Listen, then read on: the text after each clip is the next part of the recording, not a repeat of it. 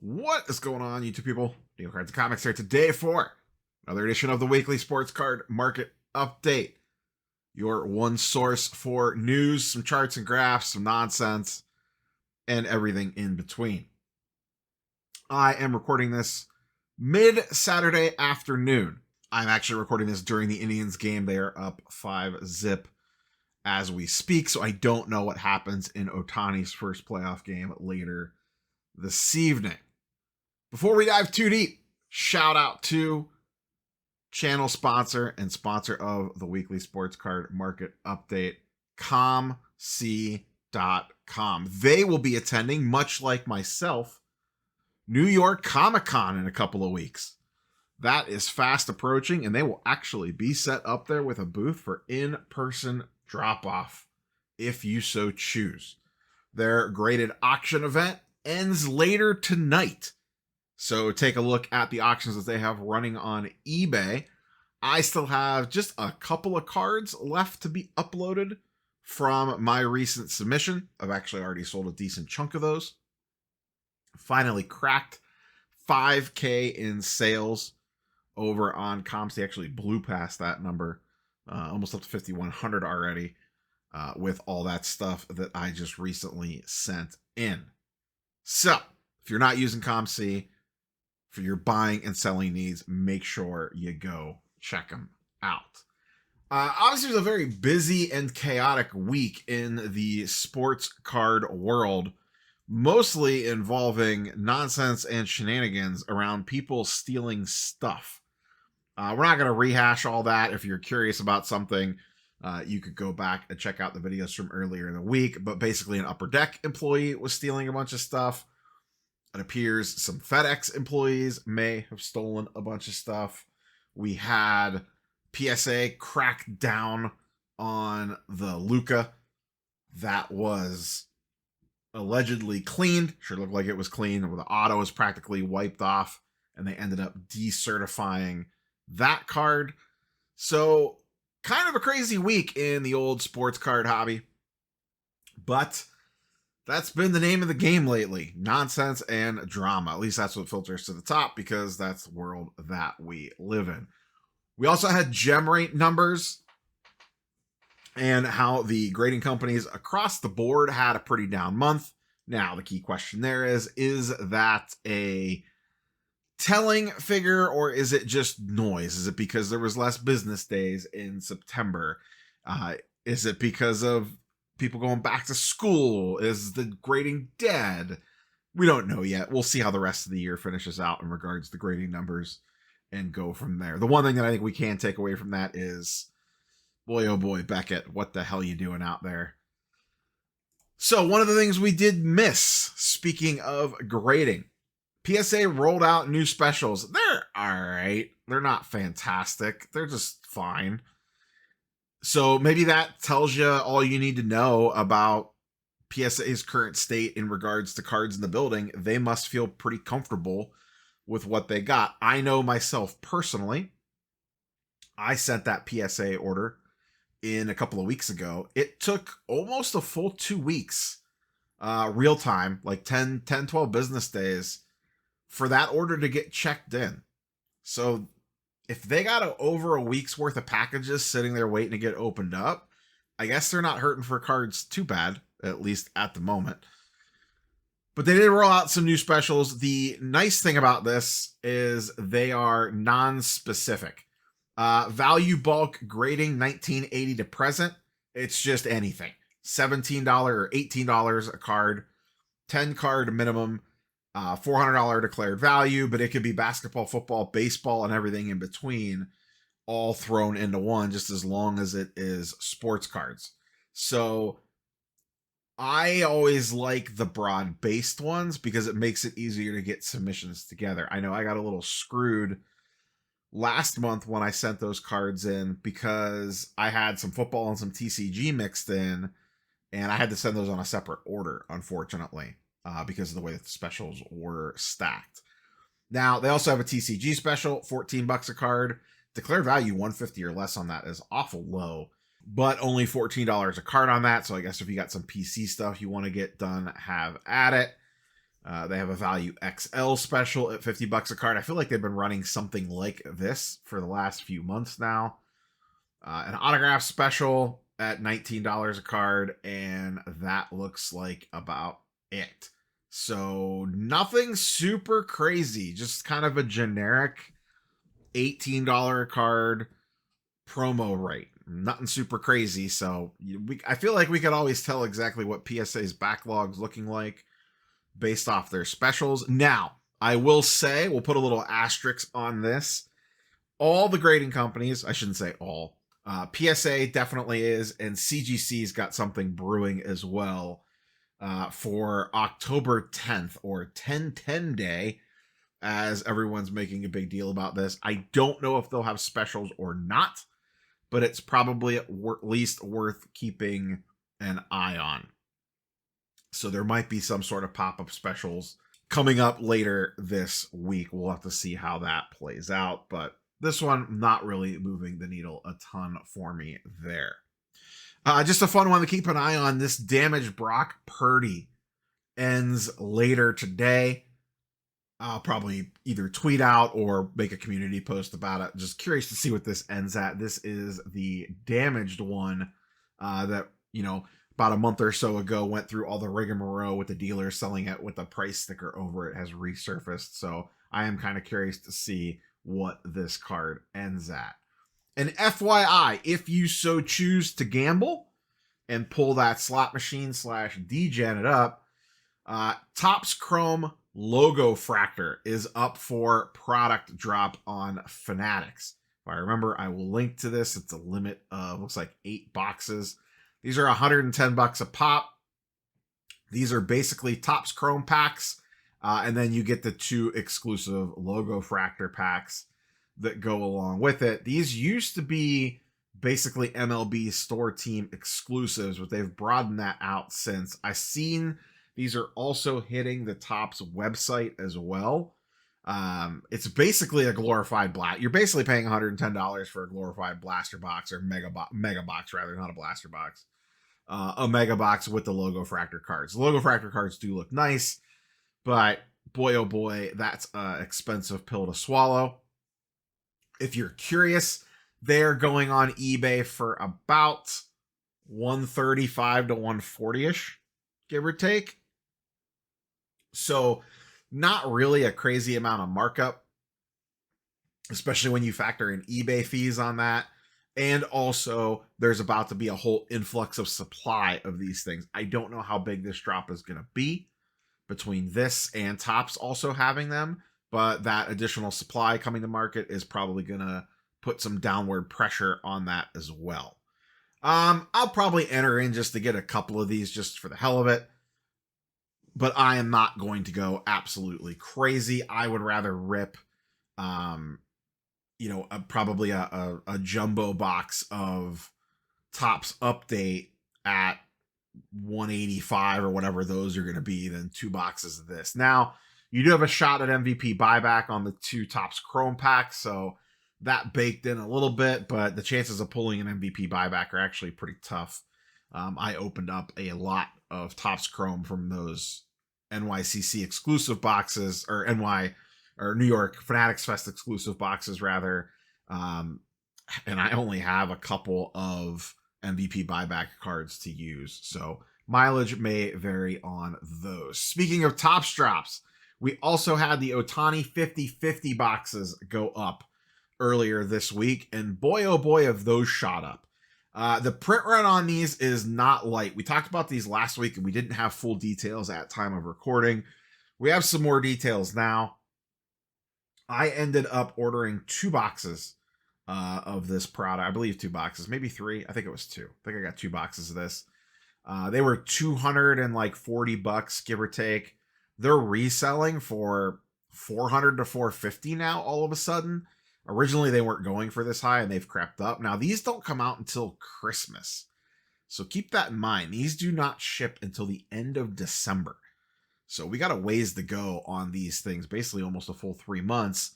And the format is not spectacular. It's 1 hit per box, and that's it. I was a little disappointed at that. That's part of the reason why I only ended up ordering 2 boxes, because it was only 1 hit per box. You get 1 parallel per box. That's rough. Especially when a majority of the cards probably aren't going to hold a ton of value at all. It would have been nice to see them cut the print run on this a little bit and do 2 parallels per box. But clearly I don't know what the hell I'm talking about, because they sold out of these. Took about a full day. When I went to bed on that Monday night, they had just tweeted out like, we're low on stock, to try to drum up some FOMO. And then when I woke up in the morning, boxes had sold out. There were still packs left. And then when I checked later that day, packs had eventually sold out as well. So we'll see what this product looks like in a couple of months. Everyone's going to forget about this by the time this actually ships, which is a little crazy. Here's the logo fractor boxes. I thought I had a slide for this. I just had them out of order slightly, doing about 150-ish a box on logo fractors. But like I said, I would expect those to take a little hit with the increased supply. On the Panini side of things, we have a little update on the release schedule for their products. The craziest thing to me on this entire thing, we have a couple crazy things. We have one more 2023 product. Flawless Football comes out November 6th. That's CJ Stroud rookie still, folks. Coming to you in late 2024. We still have 2023 product releasing. Absolute joke. And that product's probably going to suck because they do not have the guys that you want autographs. We'll see if it's game used or not. It probably won't be. Stay away from the high-end products with the guys that they're missing the autos for. The other absolutely wild thing here is we're in the WNBA playoffs. The season is almost over. Caitlin Clark's been eliminated, and we're just now getting to Panini basketball releases. You can see we have WNBA Origins and Select coming out here in the next, another almost 10 days for the first one of those to drop. How the hell do you just now get this product out? Do you know how... Listen, it's going to go crazy anyway, so maybe it really doesn't matter. But do you know how hyped some of these Prism Panini WNBA releases would have been if they could have got these out during the season? Like over the summer, late summer, when Caitlin Clark hype was through the moon, and they have nothing. I saw they did a Panini Instant thing this week where her 101 autos sold for like $97,000 or whatever crazy number it was. It is wild to me that you guys did not manage to get WNBA product out during the actual season. And then we're about to start. The regular NBA season starts in 2 weeks. 2 weeks, which reminds me, I should do a NBA best ball draft.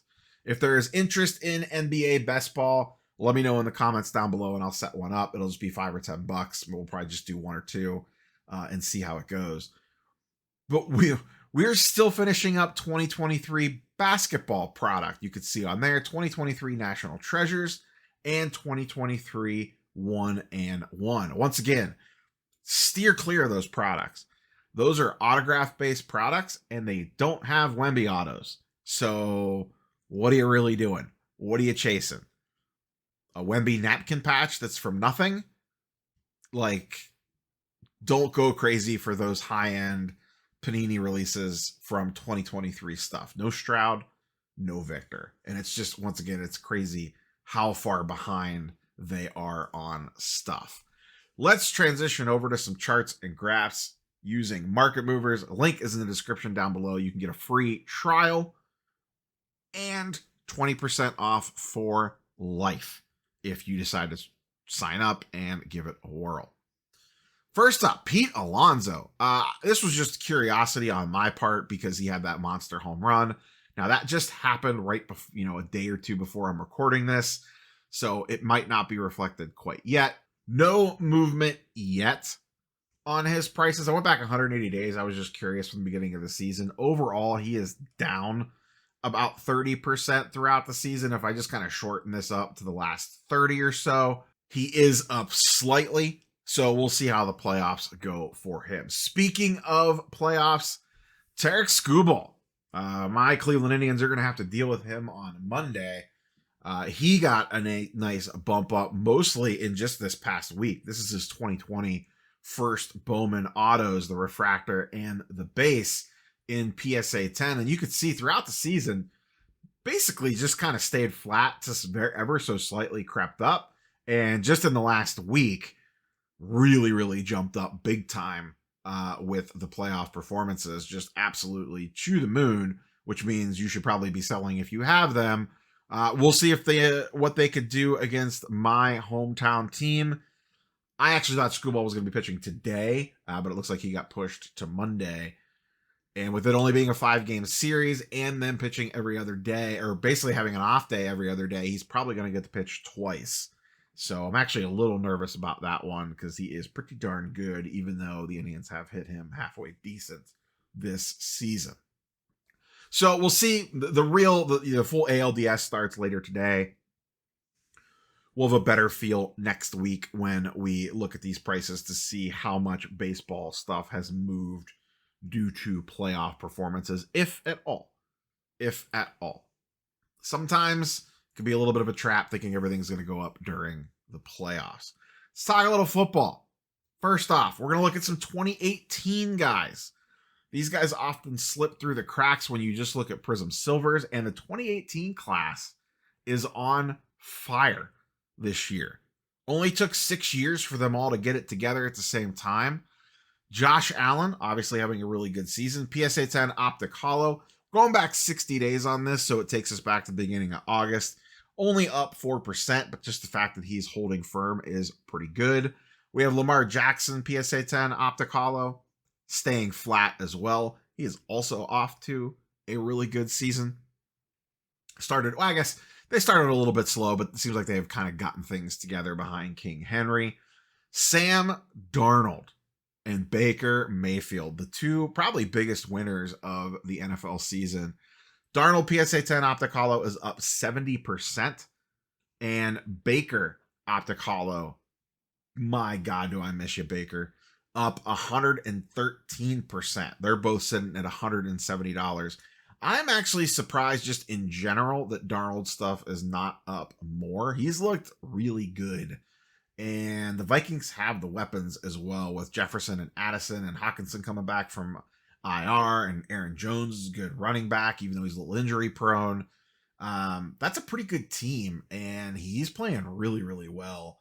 If this keeps up throughout the season, it'd be interesting to see what they do with the contract situation with him, because I believe he's a free agent.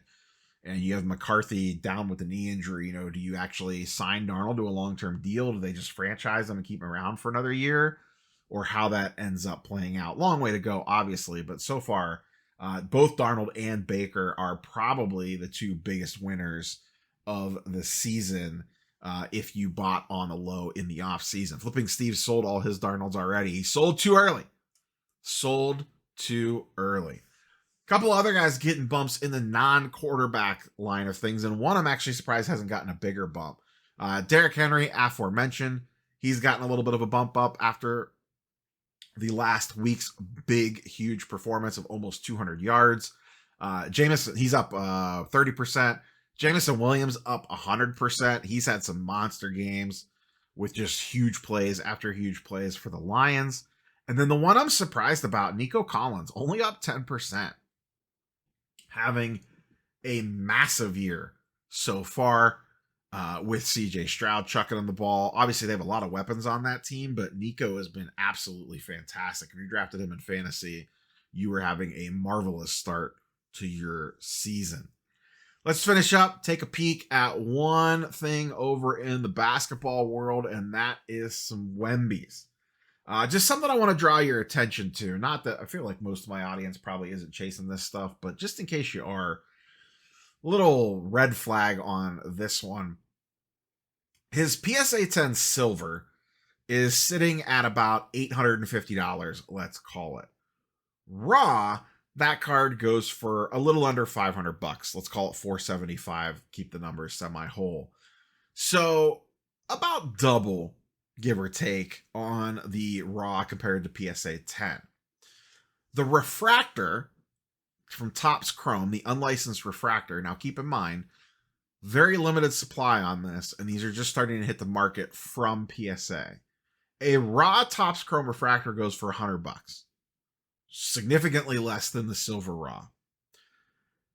Only a couple sales so far, but the PSA 10 refractors are doing $1,000. That to me is very much not sustainable. So buyer beware if you're out there chasing Wemby Topps Chrome refractors already graded. That seems very aggressive in regards to pricing. I have to imagine that card comes down quickly, just based off of the difference in the silvers. Like I said, that silver raw going for almost 500 and the PSA 10 going for about 1,000. The refractor raw doing only 100 and the PSA 10 doing 900. That is way out of whack. Way out of whack. So I have to imagine that comes back down in line unless the PSA 10 pop report is super skewed because there's a condition issue with that card.